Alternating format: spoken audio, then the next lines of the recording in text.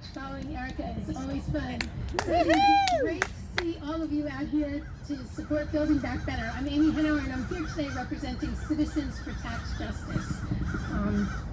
So we are on the verge of creating a more economically and racially just America that invests in the things that we all need and deserve.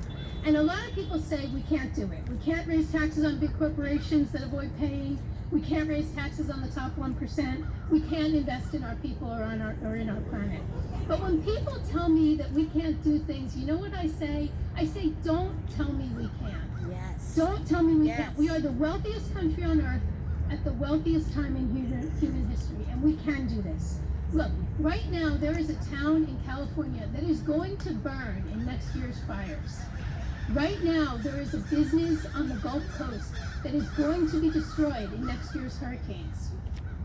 Right now there is a family in Iowa or West Virginia or New Jersey that is going to lose someone they love in next year's floods.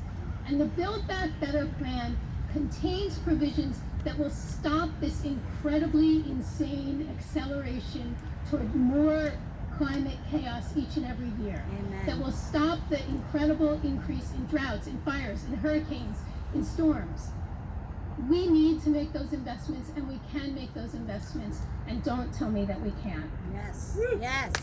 Don't tell me. Don't tell me we can't. The Build Back Better plan also includes incredibly vital investments in our care infrastructure. Right now, there's a mother in Idaho who is quitting her job because she doesn't have enough money to pay for childcare for her 2 children.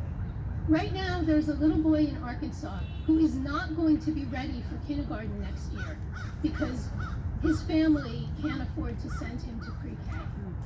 Right now, there's a grandfather in Maine who needs dentures. There is a care worker in Florida who isn't paid enough.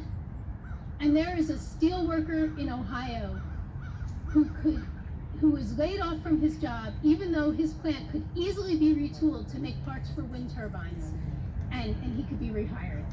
So some people say we can't invest in these people, we can't make these people's lives better. I say don't tell me we can't. Yes. Woo! Corporate profits soared during the pandemic.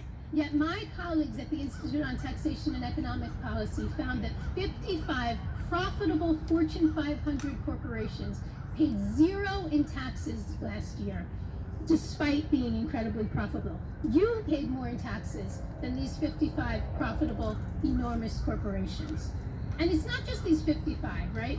Corporate taxes accounted for just 1% of the United States gross domestic product in 2019, lower than every major economy. In fact, the only rich countries that collected less as a share of gross domestic product in corporate taxes were Hungary, Latvia, and Greece. Not necessarily the company that we want to be in, right? German corporations paid more, French corporations paid more, Swiss corporations paid more, Canadian corporations paid more. So don't tell me that we can't do this here. Yes. The Build Back Better tax plan would address this. It would close corporate loopholes, it would bring jobs home, and it would take on the corporations that avoid taxes in all or in part. So Erica just spoke about billionaires and millionaires, right? America's billionaires have grown $2.1 trillion richer during the pandemic.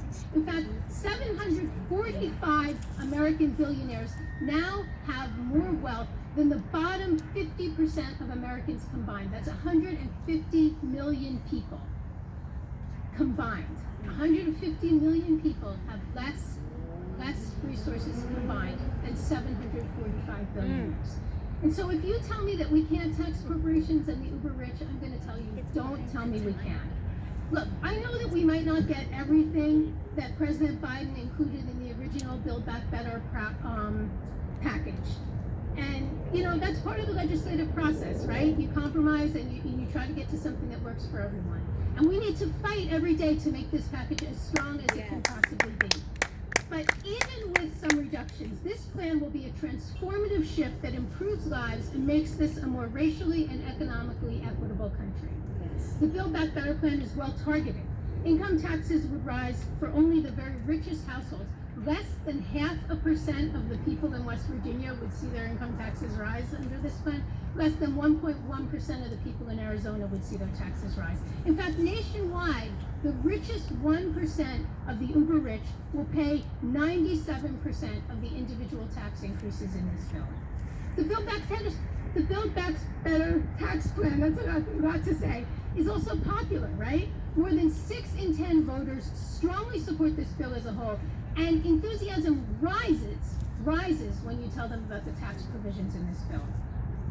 And the Build Back Better plan is smart, because if the last 2 years have taught us anything, it's that we need well-funded, well-run government to take on the problems that we face together, right? We always need good government to educate the workers that those corporations hire, to pay for the infrastructure that those corporations get their products out on. But in the kinds of conditions that we have seen in the last 2 years, we need well-funded, well-run government to pay for vaccine research, to get shots into arms, to fight wildfires, and to combat the incredible racial and economic injustice that we see in this country today.